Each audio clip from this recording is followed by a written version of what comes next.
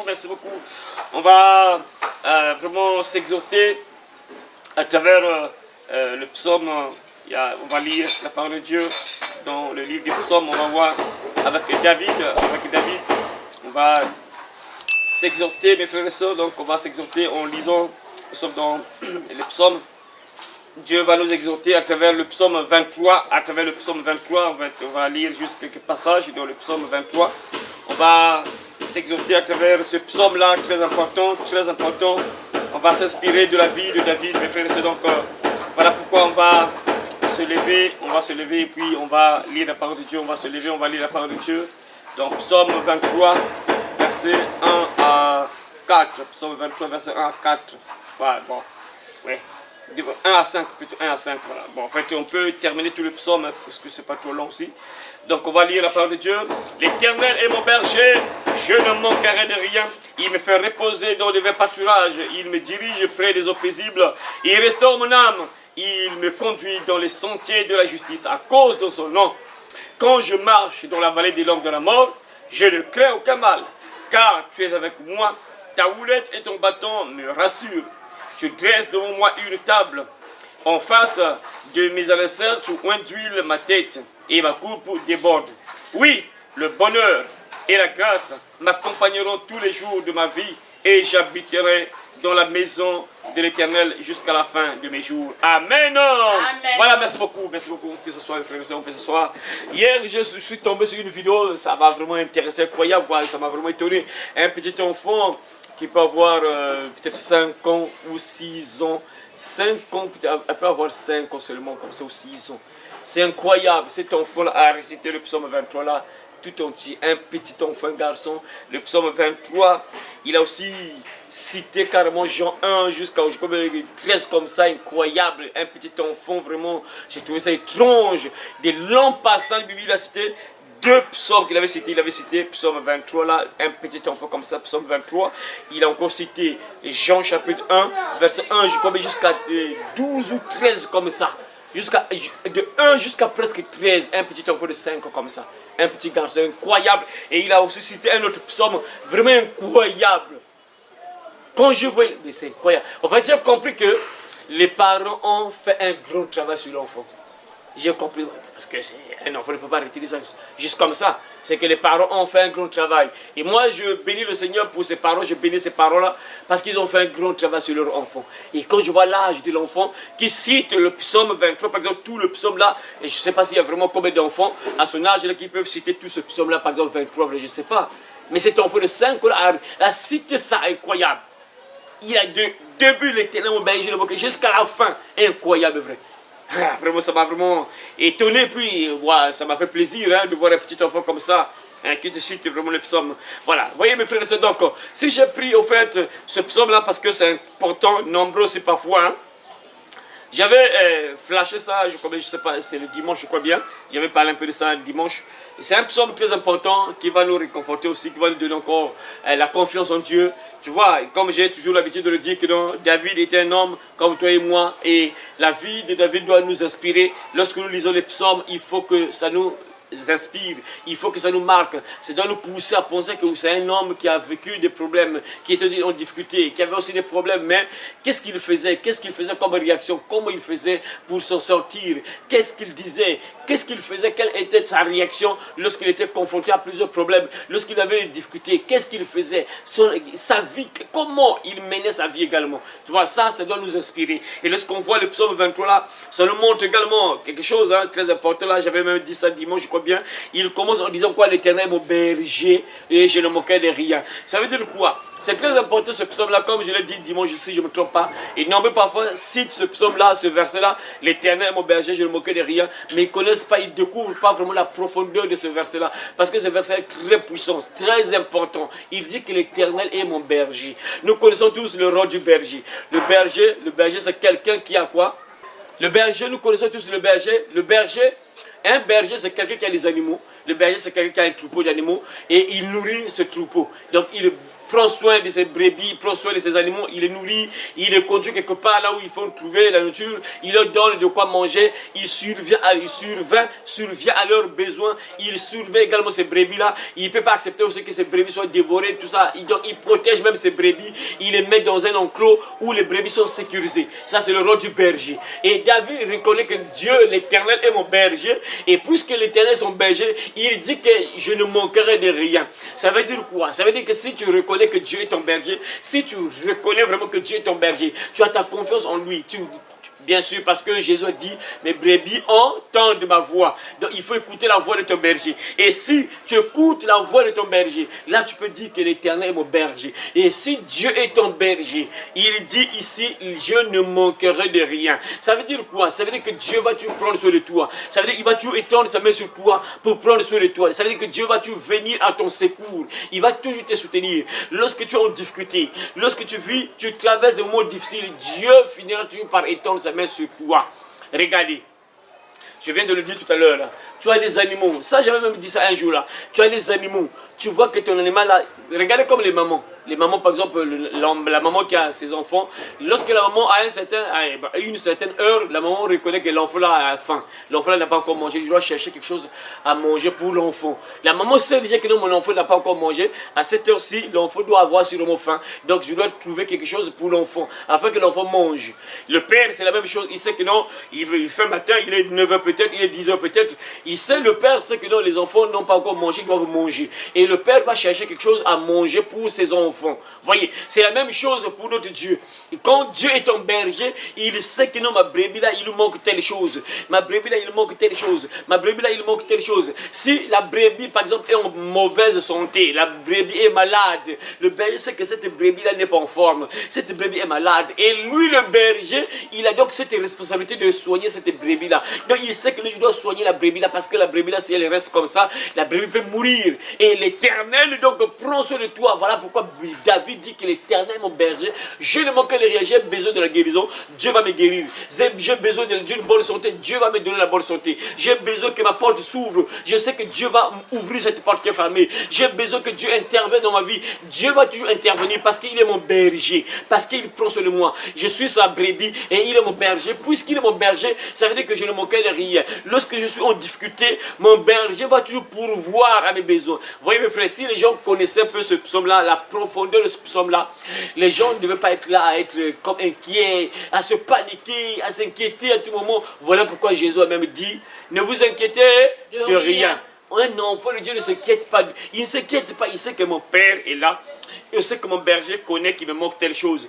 Mon berger connaît que je suis malade. Mon berger connaît que je traverse des moments difficiles. Mon berger connaît que j'ai besoin de ça. Tu ne manques rien. Que ce soit même ceux que les gens se battent pour avoir, là, comme le mariage, là, par exemple. Tu sais que non, l'Éternel est vraiment ton berger. Tu sais que non, il va pourvoir à cela. Il va te donner ton mari, par exemple, pour les sœurs qui cherchent des maris, par exemple. Tu sais que l'Éternel est ton berger. Il va te donner ça. Tu n'as même pas à te paniquer. Tu n'as même pas à te paniquer. Jamais. Tu ne peux pas te paniquer. Parce que tu sais que l'Éternel est ton berger. Puisqu'il est ton berger, il prend soin de toi. Il va prendre soin de toi. Il sait que dans ma brebis, là, il lui manque telle chose. Il va te l'accorder. Parce que tu es sa brebis. Et il te connaît, il te voit. Il sait que, ah bon, ma brebis là, il manque telle chose. Il lui manque telle chose. Ma brebis là, il lui manque telle chose. Il va penser à toi. Il suffit juste d'être une bonne brebis.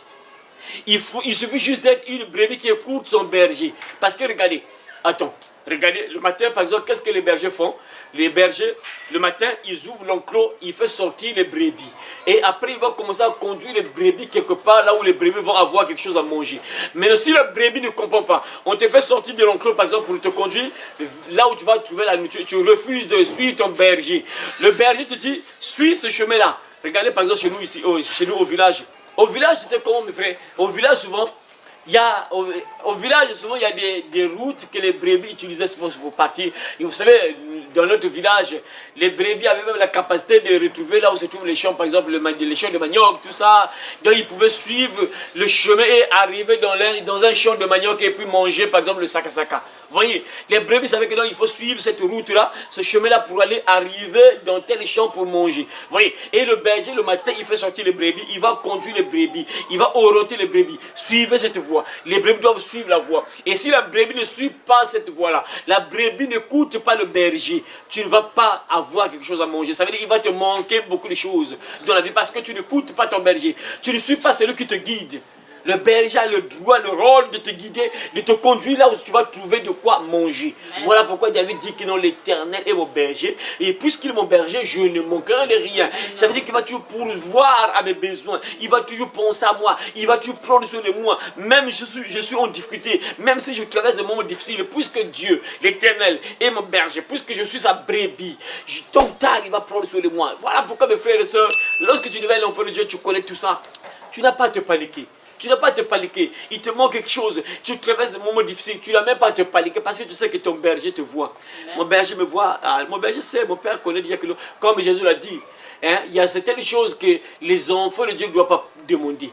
Vraiment, ce passage-là, vraiment, ça fait vraiment. Quand j'ai lu ça, vraiment, c'est dans Matthieu. Hein, dans Matthieu chapitre 7. Je crois Matthieu chapitre 7. Matthieu chapitre 7. Voilà, c'est ça. Matthieu chapitre 6. Matthieu chapitre 6, à partir du verset 31. C'est Matthieu chapitre 6, à partir du verset 31, la Bible déclare ceci. Ne vous inquiétez donc point, et ne dites pas, que mangerons-nous, que boirons-nous, de quoi serons-nous vêtus? Car toutes ces choses, ce sont les païens qui les recherchent. Ah, votre Père Céleste sait que vous en avez besoin. Voyez, incroyable, hein? Ça, c'est Jésus qui dit ça. Voyez. Donc quand tu sais que tu es une brebis du Seigneur, tu n'as même pas à t'inquiéter sur certaines choses. Il dit ici quoi? Ne vous inquiétez donc point et ne vous dites pas que mangerons-nous, que boirons-nous, de quoi serons-nous vêtus, car toutes ces choses, ce sont les païens qui les recherchent. Votre Père Céleste sait que vous en avez besoin. Ah, donc ça veut dire qu'il y a certaines choses qu'un enfant de Dieu ne doit même pas demander. Quand tu sais que moi j'ai mon berger qui est avec moi, mon berger, je suis sa brebis, je l'écoute. Quand mon maître me dit fais ceci, je le fais. Quand mon maître me dit fais ceci, suis ce chemin-là, je suis le chemin en question. Je sais que mon maître me connaît et je sais que mon maître sait que non, j'ai besoin de ça, j'ai besoin de ça. Et tu n'as même pas à t'inquiéter, tu n'as même pas à demander certaines choses. C'est ce que Jésus dit, c'est quoi? Ce sont les païens qui les recherchent. Il y a certaines choses que ce sont les païens qui demandent ces choses-là. Ce sont les païens qui recherchent ces choses-là. C'est comme mes frères et sœurs, comme j'ai toujours l'habitude de dire, hein, comme l'histoire du mariage là, qui fait rage actuellement dans les églises. Beaucoup de sœurs sont là uniquement pour le mariage. Ça, c'est les choses logiquement. Moi, je dis que ce sont les païens qui recherchent ça.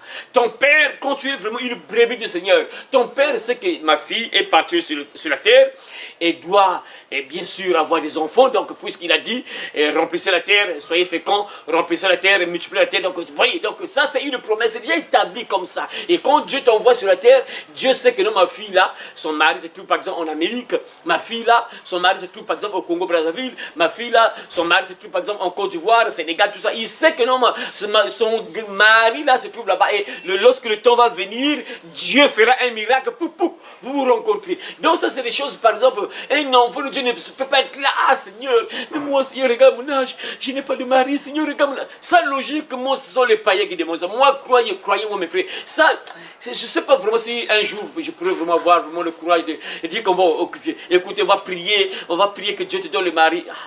Ça, je ne suis pas sûr, hein, je ne suis pas sûr jusqu'à ce que je vais mourir. Je ne suis pas sûr que je pourrais faire une prière comme ça. Moi, la prière sur laquelle je peux faire, la prière que je peux faire, par exemple, pour une personne, une soeur, par exemple, je sais qu'il y a des esprits, il y a des réclamations de famille qui sont là, qui t'empêchent, par exemple, d'être marié. Il y a les réclamations de liens sataniques, là, tu sens que non, il y a des esprits qui te poussent à mener une mauvaise vie. Par exemple, la vie de débauche, donc tu ne peux pas résister. Chaque homme qui vient, tu dois te libérer, tout ça. Ah, ça au moins, on peut prier parce que ça t'empêche carrément d'avoir un mari. Tu ne peux pas être marié, c'est impossible. Et ça au moins, on peut prier. C'est vrai que non, tu es correct, tu es une fille de Dieu, tu te soumets à la parole, tu écoutes ton berger, tu obéis à ton berger. Après, oh non, pasteur, vraiment, moi, ça fait 2 ans, 5 ans, 10 ans, je suis là, je cherche mon mari, prie pour moi que Dieu me dise. Non, ça, c'est pas normal, tu connais pas ton berger. Ça, tu es une brebis. Tu te bats à suivre la parole de Dieu, obéir à la parole. Tu ne peux même pas t'inquiéter. Ça, tu t'inquiètes pas de ce que ça va arriver. C'est obligatoire. Mon berger connaît que donc j'ai besoin d'un mari qui sera avec moi afin que je puisse accomplir sa volonté. La volonté de Dieu, c'est de multiplier la terre, de remplir la terre. Donc ça va arriver, c'est obligatoire. Je suis une femme, Dieu m'a donné un ventre. Là, le ventre là, c'est pour porter les bébés. Tu le sais déjà, ça c'est comme ça, c'est établi comme ça. Donc ça veut dire qu'il y a quelqu'un qui sera là, qui sera au sol avec toi. Donc ça, c'est des choses pour un véritable enfant de Dieu, une véritable chrétienne. C'est des choses que tu ne peux même pas t'inquiéter. Tu sais que ton berger, tu sais que ton berger connaît que tu as besoin de ça. Et ça, lorsque le temps arrivera, ton berger va te donner ça. Voyez. Donc c'est un peu tout ça, mes frères et sœurs. Donc quand tu connais que l'Éternel est vraiment ton berger, tu ne manques de rien. Il prend soin de toi. Il te souvient de toi, mon frère, ma soeur. Il me fait, le verset 2 dit quoi? Le verset 2. Le verset 2. Il me fait reposer dans les verts. Voilà, il me fait reposer dans des verts pâturages. Ah, il me fait reposer dans des verts pâturages. Ça veut dire quoi? Vas-y, c'est-moi le verset. Ah.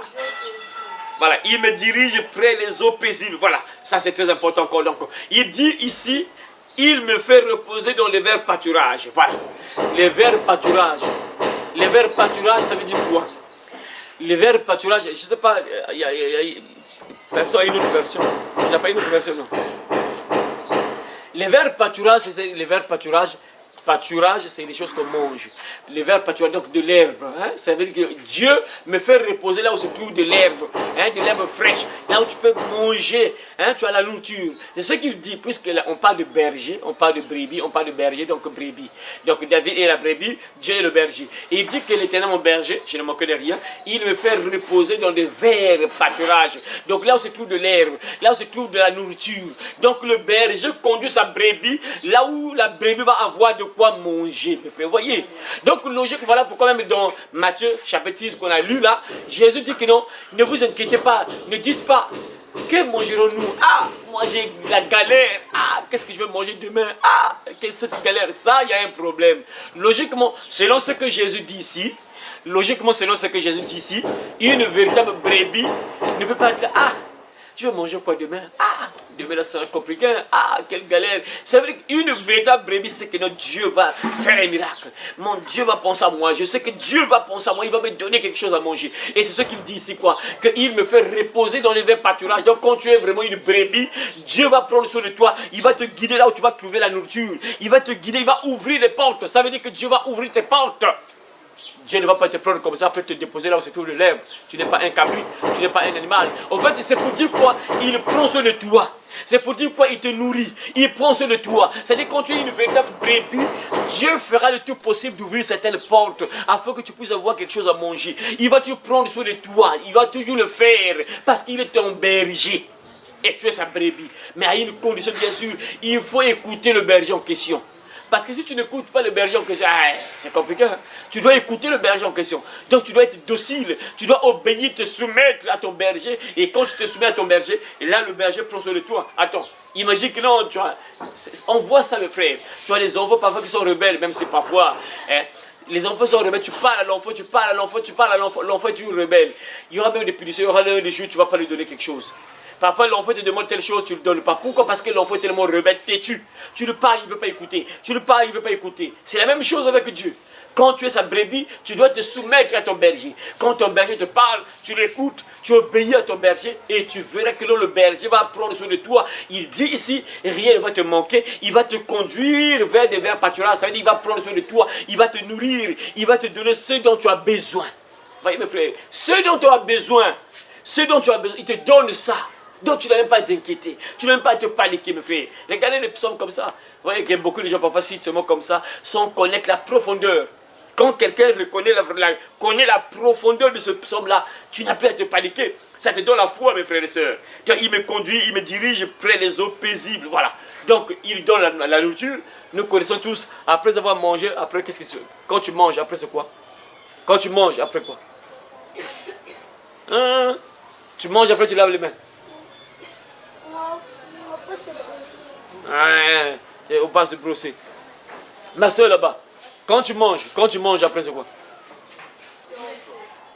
Tu te reposes. Non. Lorsqu'on mange, la plupart des cas, c'est des cas de voir une personne qui mange après ne boit pas l'eau, c'est un peu rare. Hein? C'est vraiment rare. Toute personne qui mange, à la fin, tu y a l'eau. Souvent, hein, la plupart des cas. Oui, même s'il y a peut-être des exceptions, mais la plupart des cas, sur 10 personnes qui mangent, sur les 10, là, 8, après avoir mangé, vont tout boire de l'eau. Il y aura toujours l'eau à côté, toujours.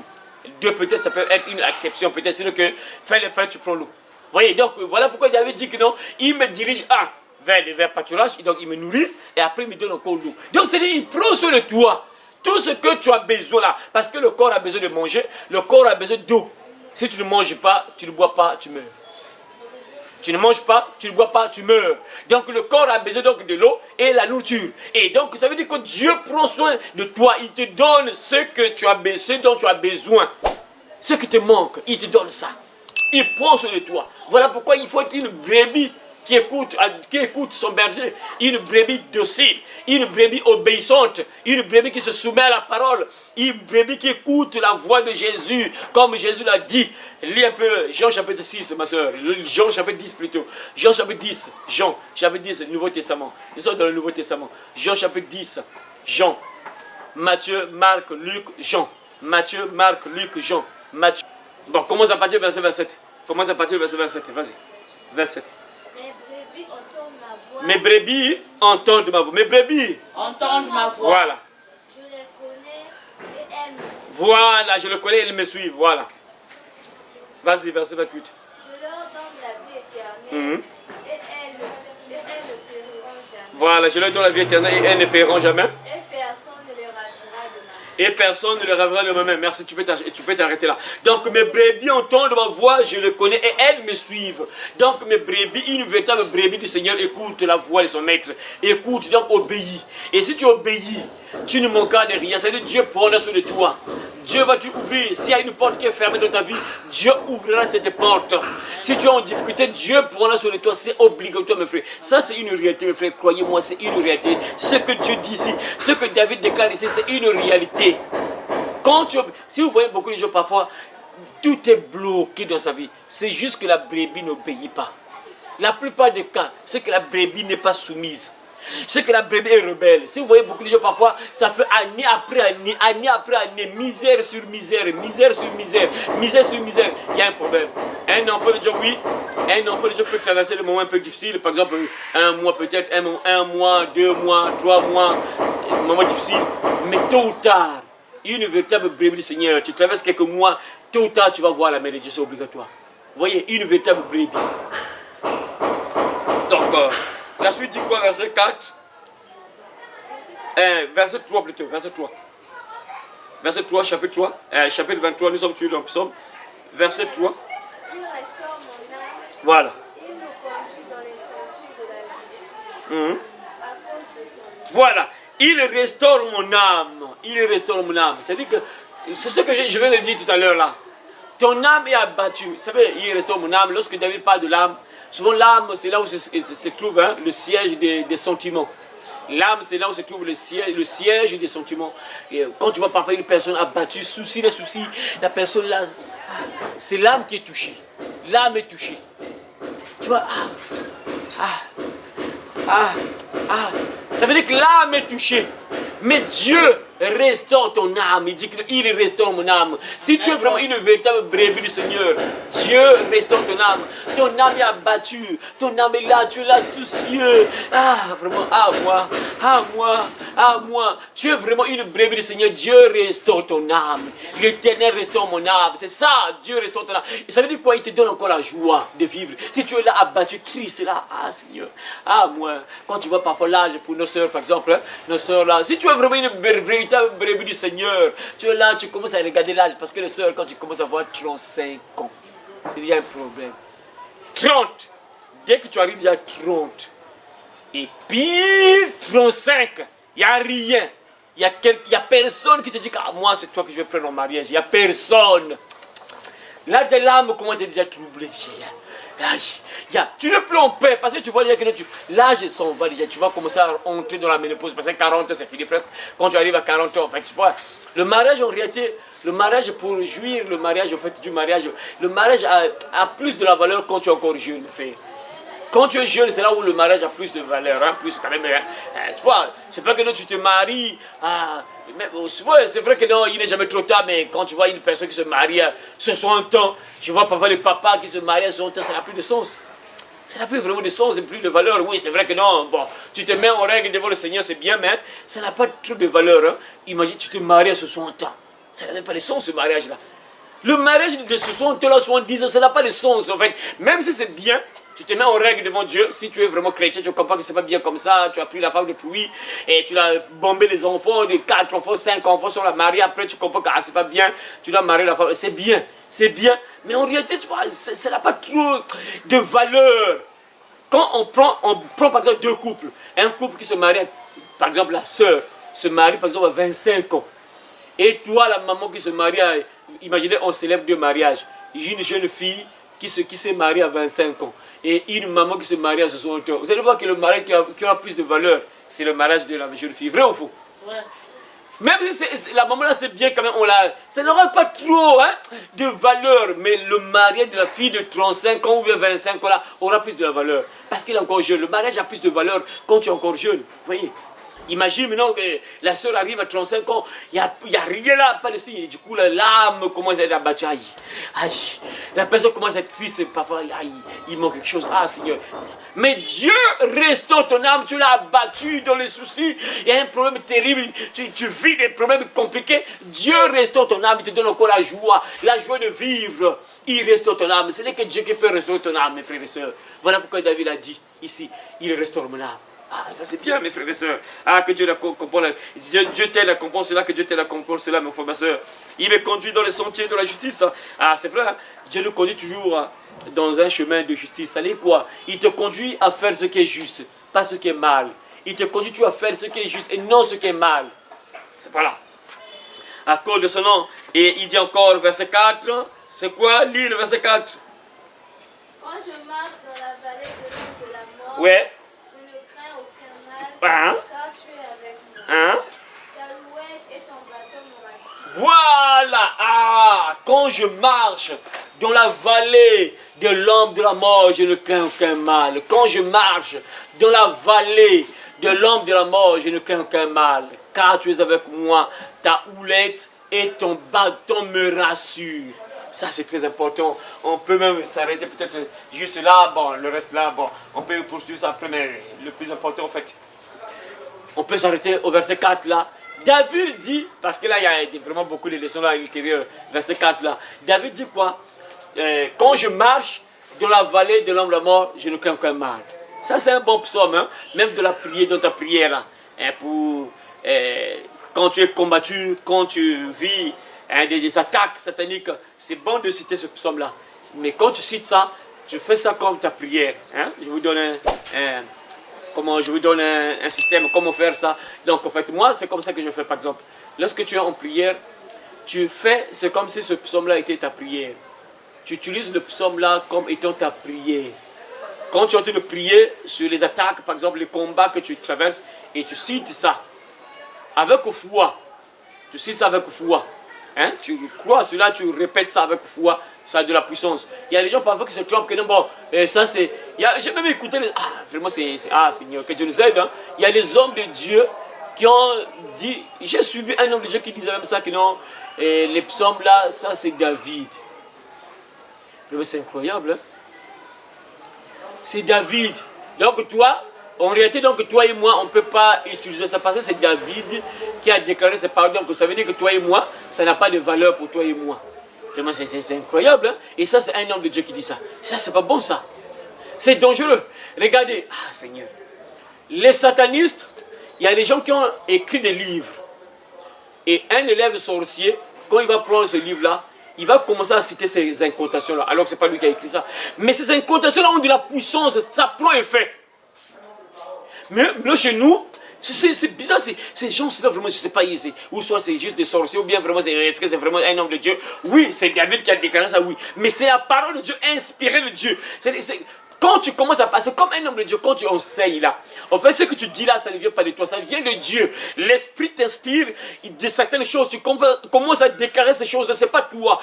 Vous me voyez ici, moi, mais en réalité, ce n'est pas moi. Comme je vous donne toujours l'exemple que quand on prie pour une personne, tu viens trouver un homme de Dieu, on prie pour toi. Ce n'est pas lui qui te délivre, c'est pas lui. C'est pas lui qui enlève la maladie, c'est pas lui qui enlève l'esprit mauvais, c'est pas lui qui chasse le sorcier, la sorcière, c'est pas lui, l'homme de Dieu, c'est pas lui. C'est vrai que vous voyez l'homme de Dieu parler. Ah, au nom de Jésus, quitte, papa. C'est vrai, c'est l'homme de Dieu qui parle, mais c'est pas lui. C'est l'esprit qui est en lui qui chasse l'esprit mauvais. C'est l'esprit qui est en lui qui guérit. C'est l'esprit qui est en lui qui ouvre tes portes, c'est pas l'homme de Dieu. Donc ça veut dire qu'ici, quand David donne ces psaumes-là, vous entendez, oui, vous entendez David parler, mais ça vient de Dieu. Ça veut dire que quand tu cites ça, avec foi, ça prend effet. Et effectivement, comme les sorciers font. Les sorciers ont des livres, ils ont des incantations. Lorsque le sorcier déclare ça, ça prend effet. Et pourtant, ce n'est pas lui qui a écrit ça. Ce n'est pas le sorcier qui a écrit ça. C'est un autre sorcier qui est mort depuis longtemps qui a écrit ça. Mais le sorcier qui a écrit ça, le sorcier qui a écrit ce livre-là, était inspiré. Il y avait une puissance qu'il a dit de faire ça, d'écrire ça. Et lorsqu'il écrit ça, toutes les personnes, tous les sorciers, petits sorciers qui vont réciter ces incantations-là, vous allez voir que ces incantations-là vont marcher. Ça aura de l'effet. C'est la même chose avec la Bible. Les hommes de Dieu ont parlé, ils ont été inspirés. Dieu les a parlé, Dieu les a inspirés certaines choses, on a écrit ça. Et quand tu crois à ça, tu parles, tu déclares ça, ça prend de l'effet. Ça prend effet directement. Voilà pourquoi il dit ici quoi? Quand je marche dans la vallée de l'ombre de la mort, je ne crains aucun mal. Donc David était tellement rassuré, puisque, n'oubliez pas, au début c'est quoi? Il dit quoi? Au début il dit quoi? Au début il dit quoi? L'Éternel mon berger, je ne crains rien. Voilà, au début il dit, l'Éternel est mon Berger, je ne manquerai de rien. Il dit, n'oubliez pas que la suite, c'est très important la suite. Au début il dit, l'Éternel est mon berger. Après il commence à déclarer plusieurs paroles. Donc ça veut dire quoi? Si Dieu est ton berger, tu sais que lorsque tu marches dans la vallée de l'ombre de la mort, tu n'as pas à craindre quelque chose, tu n'as pas à avoir peur. C'est ce que David veut dire que, ah, moi, puisque je sais que, oh, l'Éternel est mon berger, puisque c'est mon berger, je suis sa brebis.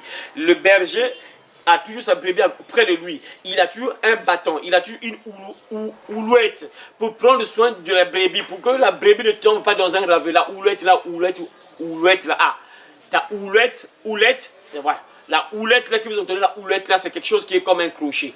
C'est comme un crochet, c'est un bâton. À la fin, c'est un crochet qui est comme ça. C'est un bâton avec un crochet comme ça. Le rôle de ce bâton-là, c'est parfois la brebis veut tomber dans un ravin. Après, à travers le crochet, il tire la brebis, il retire la brebis. Ou soit la brebis tombe dans un trou. À travers le crochet là, il peut accrocher ça au corps de la brebis. Il met le crochet là, il tire la brebis. Vous voyez donc c'est important, la houlette là que vous entendez, houlette. Bâton, bien sûr, le bâton, tout berger a toujours un bâton. Il guide parfois les brebis, là, quitte là, non, pousse là, pousse là, pousse là, pousse là. Il guide les brebis à travers le bâton. Et la houlette, c'est pour retirer par exemple la brebis du trou. Par exemple, la brebis veut tomber, il prend le crochet là, il tire la brebis pour que la brebis ne tombe pas dans un trou. Vous voyez, donc c'est important. Voilà pourquoi il a dit ta houlette et ton bâton me rassure. Donc, tant que le berger a le bâton, la houlette, il te met en sécurité. Et voilà pourquoi David dit que quand je marche dans la vallée de l'ombre de la mort, je ne crains qu'un mal. Vous savez, le vallée, une vallée, quand vous entendez une vallée c'est quoi? Ah, ça vous ne connaissez pas. Qui connaît une vallée? C'est quoi une vallée? Une vallée. C'est Lorette, vous avez une vallée. Explication vallée. Une vallée, c'est un chemin qui est au milieu de deux montagnes. Ça, c'est une montagne au milieu. C'est ça qu'on appelle la vallée. Donc, tu es encadré entre deux montagnes. Vous savez, lorsque tu passes au milieu de deux montagnes, souvent on faisait des embuscades.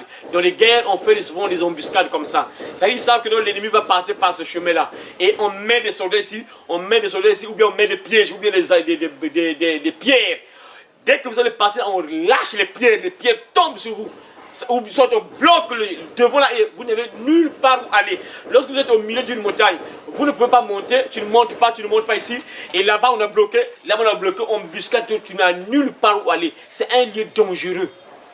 Et voilà pourquoi David dit que non, même si je marche dans la vallée de l'ombre de la mort, je ne crains aucun mal. Mais, donc ça veut dire quoi? Il veut dire que non, même si je suis vraiment en danger de mort, je n'ai pas peur. Et c'est une réalité. On connaît tous que Dieu a délivré David de plusieurs guerres. Il avait toujours la victoire dans plusieurs combats. Voilà pourquoi il dit ça. Même si je suis en danger de mort, je n'ai pas eu à avoir peur. Je ne peux pas avoir peur. Je sais que mon Dieu va intervenir.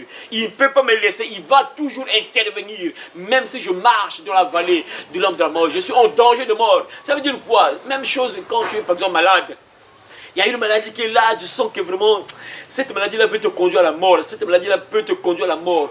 Tu es rassuré. Un enfant de Dieu qui a son berger, c'est que mon berger me connaît, il voit que je suis malade. Non, je sais que j'ai le cœur que mal, il est là avec moi. Il ne peut pas m'abandonner, il va intervenir. Non, je ne mourrai pas avec cette maladie-là. Mon berger va m'injecter, il va me donner des médicaments spirituels, là, je serai guéri. Mon berger connaît que je suis malade. Mon berger sait que non, je suis en danger de mort. Et je ne mourrai pas avec cette maladie à cause de cette maladie. Non, je ne mourrai pas, je vivrai. Je raconterai les œuvres de l'Éternel. Ça, c'est toujours lui, David, en question qui dit ça. Je ne mourrai pas, je vivrai. Vous voyez, il avait tellement l'assurance envers son berger qui pouvait déclarer des paroles comme ça. Voilà, je ne mourrai pas, je vivrai. Je raconterai les œuvres de l'Éternel. Voilà. Vous voyez, mes frères. Donc, c'est très important. Le point clé, c'est connaître ton berger. Il faut que Dieu soit vraiment ton berger. Et s'il est ton berger, même dans le combat spirituel, il prend sur de toi. Même dans le combat spirituel, il vient combattre à ta place. L'Éternel le combattra pour vous. Et vous gardez un silence. Il combat à ta place. Parce que tu es sa brebis, il prend sur le toit. Donc il est avec toi, il a le bâton. Il y a un serpent qui va arriver pour te tuer, là, pour te mordre. Là, il tue le serpent avec son bâton. C'est ça le rôle du bâton. Le bâton, ce n'est pas seulement uniquement pour guider la brebis, mais le bâton, c'est aussi pour tuer les serpents qui veulent, par exemple, attaquer une brebis, défendre les brebis, des animaux féroces, tout ça. Donc il a un bâton. S'il y a un animal qui va arriver là, à travers son bâton, il frappe l'animal fuit. Donc on ne peut pas attaquer ces brebis. Voyez le frère, parce que c'est très important d'avoir Dieu dans ta vie. Si Dieu est vraiment ton berger, tu n'as pas à avoir peur, mes frères. Il faut que Dieu soit ton berger. Et si tu veux que ce que David dit ici, que tu ne manques de rien, ça veut dire que Dieu te donne vraiment ce dont tu as besoin, tu dois obéir à ton berger. Tu dois te soumettre. Et si tu es rebelle, tout ce que David dit là, tu ne verras pas ça. Tu ne verras pas ça. Mes frères, nous sommes vraiment dans une période où vraiment il faut avoir Dieu. Parce que le diable est très en colère. Hein. Le diable est très en colère, il rôde autour de nous. Il veut détruire, il veut mettre à terre les gens. Il va envoyer des vents terribles pour détruire, affaiblir la foi des gens, pour conduire les gens dans un mauvais chemin, détruire la vie de plusieurs personnes, détruire le bonheur. Et si Dieu n'est pas ton berger, à chaque fois que le diable va se lever, tu vas tomber. Tu seras là, en train de gémir, en train de t'inquiéter. Ah Seigneur, moi, regarde, plusieurs jours, difficulté, plusieurs... Mes frères, ça, ah Seigneur, c'est incroyable, hein? Mes frères, c'est vrai quoi. Regardez. Ça c'est, voilà pourquoi David a dit que non, même si je marche dans la vallée de l'homme de la mort, je ne crains aucun mal. Rassurez carrément que Dieu va toujours intervenir. Mais frère, vous savez non, il y a des gens, parce que ça c'est, moi c'est mon témoignage à moi. C'est mon témoignage à moi que je vous donne mes frères, que c'est une réalité. C'est-à-dire si Dieu n'est pas avec toi, le diable va te retarder. Le diable va détruire plusieurs choses de ta vie. Le diable va détruire beaucoup de domaines dans ta vie. Mais tu ne le sais pas. Parfois quelque part tu vas te dire que c'est juste une épreuve, bon, c'est juste une période comme ça, mais non. Non, parce que parfois tu n'es pas ensemble avec ton berger. Parce que ton berger n'est pas avec toi. Et le diable profite de bloquer, détruire plusieurs domaines de ta vie, mes frères. Regardez mes frères et sœurs. Regardez, depuis que j'avais fait ce rêve-là, je vous avais raconté ce rêve-là que j'avais fait, que je me suis battu avec mon frère, un frère sorcier. Et ce frère sorcier-là avait un fétiche. Et sur son fétiche, il y avait plusieurs choses là. Mais après, sur la corde en question, mystique là, la corde mystique là, il y avait des tas de billets qui étaient enroulés et liés. Des tas de billets qui étaient enroulés, roulés. Depuis ce jour-là, quand j'avais ravi le fétiche, mes frères, c'est bizarre, hein? J'ai vu que quelque chose a changé carrément du point de vue finance. Ah, incroyable, hein? Mes frères, c'est une réalité. Depuis ce jour-là, j'ai senti vraiment un grand changement du point de vue finance. Mais c'est étrange. Quelle coïncidence, c'est pas une coïncidence ça. Ça, j'ai remarqué ça parce que j'ai vu. Depuis cette période-là où j'ai ravi, j'ai pris le fétiche qui était sur son corps là, et là où se trouve aussi le billet, dès que j'ai pris ça, les jours qui ont suivi là, mes frères, j'ai vu un grand changement. Ah, c'est bizarre, mes frères.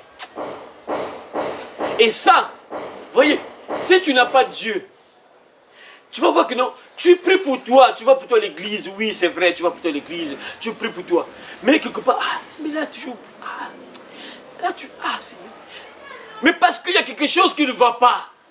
Tu n'es pas lié avec ton berger, il n'y a pas eu de connexion. Parce que tant que tu es connecté à ton berger, tôt ou tard, ton berger va combattre ta place. Amen. Il va te combattre. Non, ma brebis là, non, non. Là, il y a un problème là. Pas, il ouvre. Pas, ma brebis là, il y a un problème. Pas, il combat. Parce que tu es sa brebis. David a dit, je ne manquerai de rien. C'est-à-dire que Dieu prend sur le toit. Il voit que ma brebis là, il y a un problème ici. Ma brebis là, il y a un problème ici. Ma brebis là, il y a un problème ici. Dieu va tu intervenir. Là où c'était bloqué, tu fais comme ça. Tu veux que ça. Mais tu vas voir, pouf, ça s'ouvre parce que ton berger voit que non, ici, ma brebis, il y a un problème ici avec ma brebis. Dieu ouvre ça. Voyez, même dans le combat spirituel, il intervient à ta place. Il combat pour toi. Il prend sur le toit. Tu n'as même pas à avoir peur. Dieu va toujours combattre à ta place, mes frères. Parce que, mes frères, il faut vraiment se lever dans la prière, mes frères. Ah, Seigneur. Ah, Seigneur. C'est compliqué, hein? Et ceux qui sont des paresseux spirituels, qui ne veulent pas prier, on leur parle. C'est eux qui seront un jour, qui sont à tout moment là, comme des mendiants. Ah, aide-moi, aide-moi. Alors que Dieu peut ouvrir, il peut tout changer dans ta vie. Mais le problème, c'est que tu n'es pas connecté à Dieu. Tu es trop paresseux, paresseuse. Tu ne veux pas te connecter à lui. Et tu es une brebis rebelle. Ton berger te dit, ma brebis marche comme ça. Suis ce chemin-là, tu ne veux pas écouter. Et après, tu seras là parfois. Mais je fais comme ça, ça ne marche pas. Je fais même 40 jours de jeûne prière, tout ça, mais rien ne change, tout ça. J'ai fait 21 jours de prière, jeûne et prière. Mais c'est normal parce que tu ne te soumets pas à ton berger. Tu n'écoutes pas ton berger te guide sur un chemin, tu ne veux pas écouter. Et voilà pourquoi parfois tu vas voir que beaucoup de choses sont retardées dans ta vie parce que tu n'écoutes pas ton berger. Et tu vas dire, ah mais l'Éternel mon berger, mais pourquoi moi, tout me manque. C'est bizarre, David a dit, je ne manquerai de Rien. C'est quand même un peu étrange. Il dit, je ne manquerai de rien, rien. Ça veut dire, rien, ça veut dire que attacking. Attacking que manque. Mes frères, c'est vrai que les gens là qui prêchent la prospérité, ils qui là-bas qui prêchent quand même par bongo. Il faut aux riches. Parce que si aux pauvres, c'est que yo, ça mérite. Donc, si tu es pauvre, donc c'est-à-dire que tu ne pries pas. Et ces gens-là, vrai, ils dépassent les bornes, c'est pas trop bien ce qu'ils font là, c'est pas bien. Mais quelque part aussi, ils ont raison, mes frères. Mais c'est pas vrai, c'est pas pour les encourager et pousser les gens à avoir la soif d'argent, tout ça. Non, non, non, c'est pas bon. Mais quelque part, ils ont raison, mes frères. Parce que nous prions un Dieu qui est riche, un Dieu qui bénit, un Dieu qui ouvre les portes. Mais après, comment tu pries, mais ça fait 40 ans. Tu commences même à vieillir, donc tu vois pas vraiment quelque chose. Dans la vie, quand même, il y a un moment, on peut traverser le moment difficile, oui, c'est vrai, ça peut arriver. Mais il y a quand même des moments où tu te dis, ah ouais, Dieu, tu vois quand même la main de ton Dieu. Attends, ton Dieu en question, non, mais mes frères, ton Dieu c'est quelqu'un qui bénit, c'est quelqu'un qui ouvre les portes. Il y a des moments quand même, tu dois voir que, ah oui, mon Dieu agit quand même, oui, mon Dieu a fait les choses, oui. Ah, en tout cas, mon Dieu, oui, ici, en tout cas, oui, c'était compliqué, mais, j'ai vu quand même la main de Dieu. Non, mes frères, il y a des moments quand même dans la vie, quand même, il faut qu'il y ait un témoignage. Ah oui, Dieu ce problème était compliqué, mais, mon Dieu, là, j'ai vu la main de Dieu, vraiment, Dieu a débloqué ça. Ça, c'est important, mes frères. C'est vrai qu'on ne sera pas tous riches, non. C'est pas ça. Mais, comme Salomon, je crois qu'il a dit ça. Salomon qui a dit ça. Ne me donne pas beaucoup d'argent pour que je ne m'éloigne pas de toi. Mais ne me donne pas aussi la pauvreté pour que je ne sois pas là dépendant. Mais donne-moi ce qui est nécessaire. Ça, c'est Salomon qui dit ça. Donne-moi ce qui est nécessaire. Donc, ça veut dire que, logiquement, Dieu... Tu dois quand même avoir le nécessaire. Tu sens que, ça va quand même. Hein. Dieu me donne quand même, moi j'ai quand même 100 francs pour acheter le pain. J'ai quand même 200 pour acheter le pain. Ça va quand même. Et tu dois avoir quand même le... Mais c'est pas que tu es là misérable sur misérable, année sur année, année sur année, année sur année, année sur année, année sur année. Non, il y a un problème. Non, mes frères et sœurs, imaginez. Tu es maman. Hein? Essayez de réfléchir un peu. Réfléchissons un peu, mes frères. Réfléchissons un peu. Tu es maman ou tu es papa. Quand je dis maman, tu as les enfants. Papa, donc tu as les enfants. Voilà. Tu es maman, tu es papa. Bon. Mais si tu n'as pas d'argent, comment tu vas prendre soin de ces enfants-là? Tu vas les nourrir comment? Tu vas les envoyer à l'école comment? Si tu es toujours misérable, rien, donc tout est à terre. Bon, tu as des enfants. Comment tu vas envoyer ces enfants à l'école? Attends, mais là... Dieu ne va pas faire les miracles, non, envoyer les billets tomber. Non, ça veut dire que Dieu va toujours ouvrir des portes. Il sait que non, tu as des enfants. Tu as la responsabilité de ces enfants-là. Tu as le droit de les soutenir jusqu'à un certain âge, bien sûr. Après, les enfants maintenant vont te soutenir toi. Maintenant, tu n'as même pas de possibilités pour soutenir ces enfants. Il y a un problème. Il y a un problème. Et tu pries, Dieu va toujours ouvrir les portes afin que tu prennes soin de tes enfants. Ça ne veut pas dire qu'on doit être riche et riche, non. Mais tu dois avoir le nécessaire. Tu sais que non, mon enfant a besoin du pain. Tu as quand même 100 francs pour acheter du pain pour ton enfant. Mon enfant a besoin quand même des sandales, il n'a plus de sandales. Tu as quand même 500 pour acheter les sandales de ton enfant. Ça, au moins, le nécessaire, la base, tu ne dois pas quand même manquer la base. Il faut que... C'est ça, mes frères. Mais quand tu es là, vraiment, tu pries un Dieu puissant, vivant, et que toute la terre, tu fais comme ça ne marche pas, tu fais comme ça ne marche pas. Toujours misérable, toujours dépendant d'autres personnes, toujours parasite. Ça veut dire quoi? Tu ne dépends que d'autres personnes. Aide-moi, aide-moi, aide-moi, aide-moi, aide-moi. Non, il y a un problème. Tu pries un Dieu vivant, il sait que tu es sur la terre, tu dois aussi vivre. Tu as besoin donc d'argent pour vivre parce que sur la terre, on n'est plus dans le temps ancien où c'était le troc. Tu me donnes le sel, je te donne un morceau de viande, tu me donnes le tubercule, je te donne les haricots, tout ça. On n'est plus dans cette époque-là, ça n'existe plus.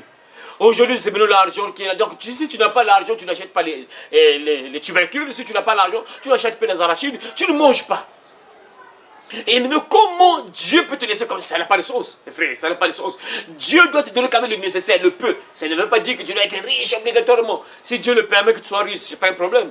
Voilà pourquoi David dit qu'il est mon berger, je ne manquerai de rien. Donc tu sais que Dieu va pourvoir à tes besoins, il va ouvrir des portes. Si tu l'obéis, tu te soumets à lui, il va toujours faire des miracles pour ouvrir certaines portes. Afin que tu sois quand même savant, tu sens que ça va quand même. Même si tu n'as pas beaucoup d'argent, mais ça va quand même le peu, tu sens que ça va quand même le peu là que Dieu te donne, ça va quand même, tu respires, tu peux vivre, tu peux envoyer tes enfants à l'école, tu peux leur acheter la nourriture, tu peux acheter de quoi manger, tu peux les soutenir à l'école, tout ça. Le nécessaire, c'est important, mes frères. Et ça, si tu veux voir la main de Dieu, il faut être une brebis. Une brebis écoute son berger. Si Dieu est ton berger, tu verras que tôt ou tard, il va ouvrir des portes. Tôt ou tard, il prendra sur le toit. Même dans le combat spirituel, il sera toujours là pour te protéger. C'est ça le rôle du berger. Il ne peut pas accepter qu'un loup vienne manger sa brebis. Il ne peut pas accepter ça. Il ne peut pas accepter, mes frères et sœurs, que non, qu'un lion vienne dévorer sa brebis. Il ne peut pas accepter ça. Il va combattre. Vous avez vu ça avec David. David avait tué quoi et quoi?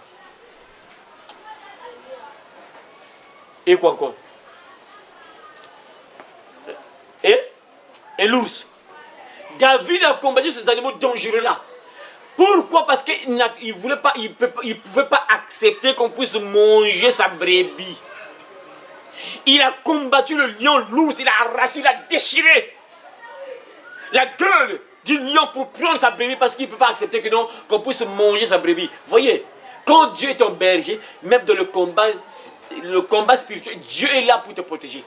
Il te sécurise. Voyez, c'est important. Et il prend soin de toi.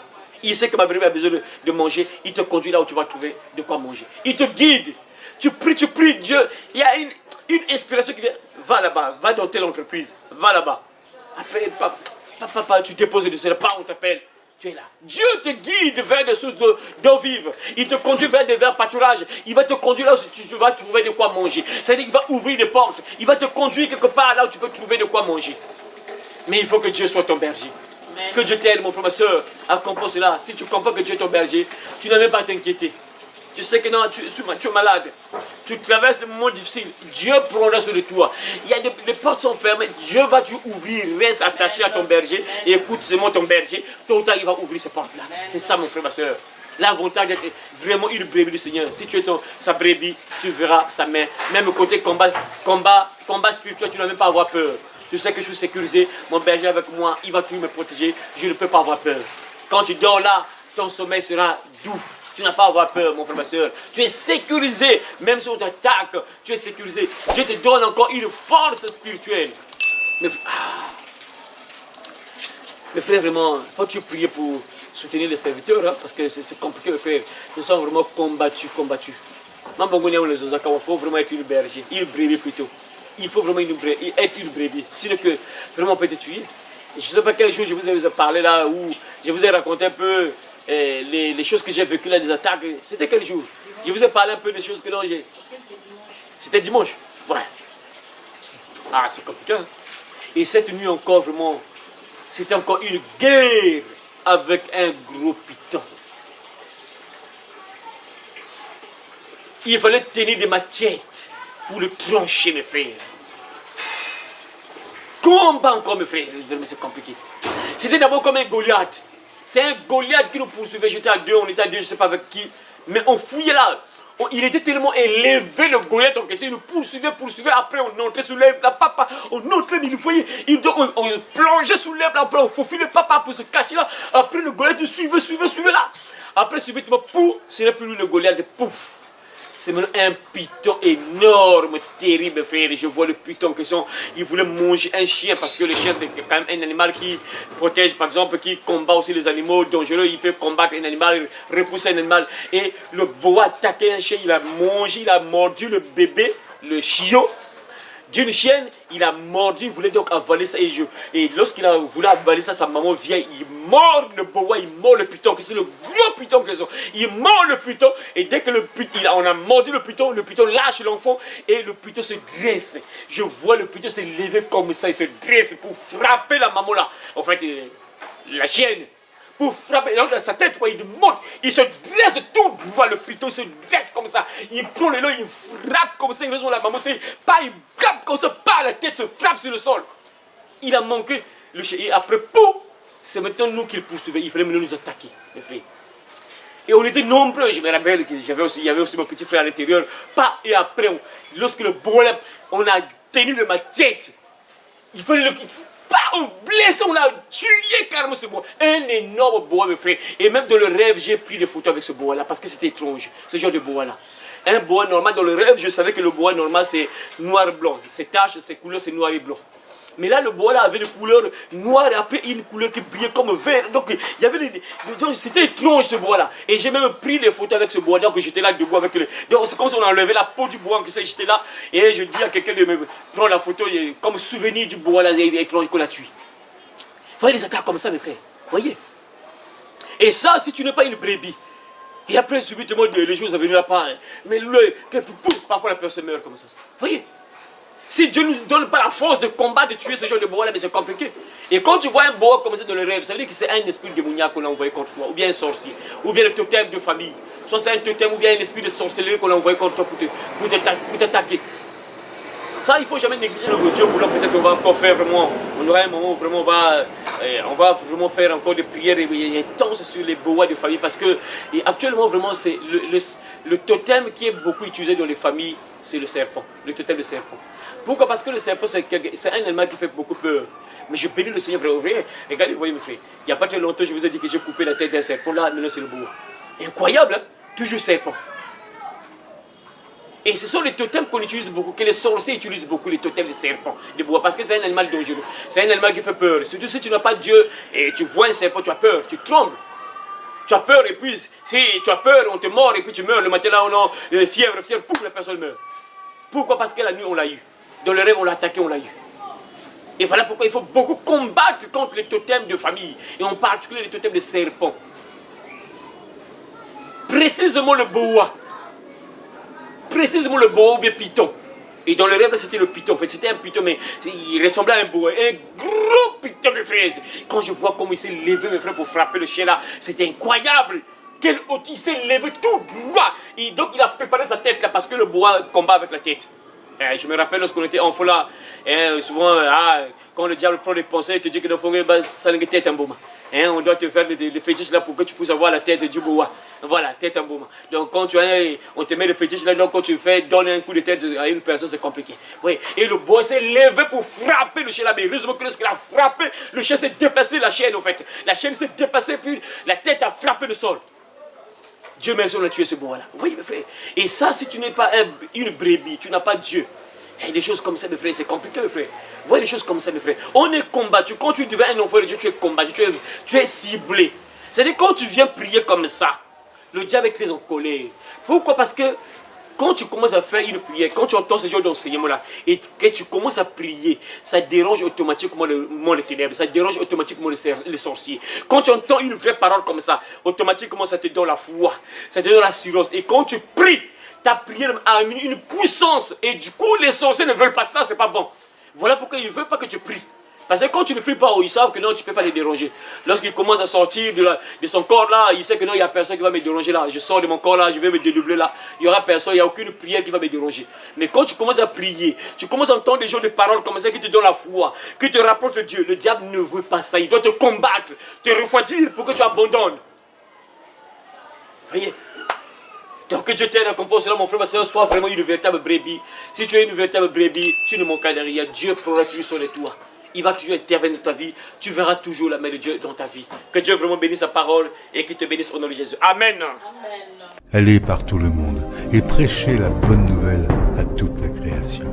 Celui qui croira et qui sera baptisé sera sauvé, mais celui qui ne croira pas sera condamné. Cette bonne nouvelle du royaume sera prêchée dans le monde entier pour servir de témoignage à toutes les nations. Alors viendra la fin. Heureux celui qui lit et ceux qui entendent les paroles de la prophétie et qui gardent les choses qui y sont écrites, car le temps est proche. Ces paroles sont certaines et véritables. Et le Seigneur, le Dieu des esprits des prophètes, a envoyé son ange pour montrer à ses serviteurs les choses qui doivent arriver bientôt. Et voici, je viens bientôt, et ma rétribution est avec moi pour rendre à chacun selon ce qu'est son œuvre. Moi, Jésus, j'ai envoyé mon ange pour vous attester ces choses dans les églises.